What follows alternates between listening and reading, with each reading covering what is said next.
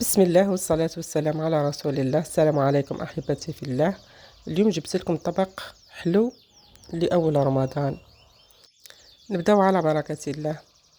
أول حاجة واش نديرو، نجيبو كاسرونة ونحطو فيها 2 كيلات تاع ما مع كيلة إلا ربع تاع سكر، واللي تحب السكر يديرو 2 كيلات مع كيلة.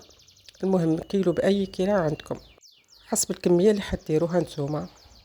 ومن بعد واش نحطو، نضيفو عرف تاع قرفة، ونضيفو قليل من الزبدة، تحبوا مارغرين او السمن كيف كيف، ونضيفو رشة تاع ملح ونحطوها على النار تغلي.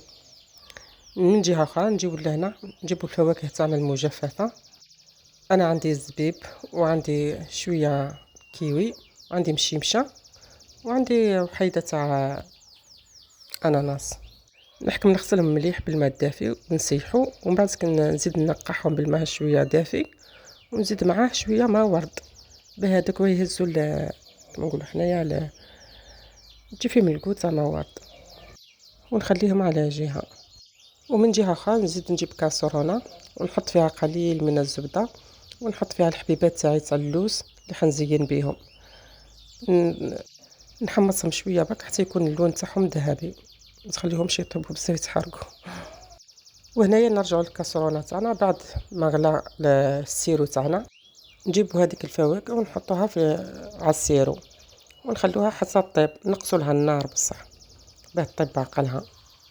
هنا هاي بعد ما طابت الفواكه تاعنا وتقال السيرو كما قاعدين تشوفوا، نصبوا دركيسك الشبح الصفراء تاعنا، ونحط معها هذه الاناناس هذه ثاني اللي خدمتها شويه. ما تحركوهاش بزاف باه ما يتفتتش، ونخليوها طيب واحد مدة 10 دقائق هكاك.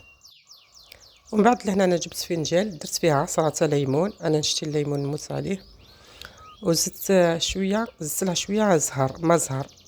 وكاين اللي يحب يدير ما ورد برك ما يديرش هادو، كل واحد حسب الذوق اللي عنده.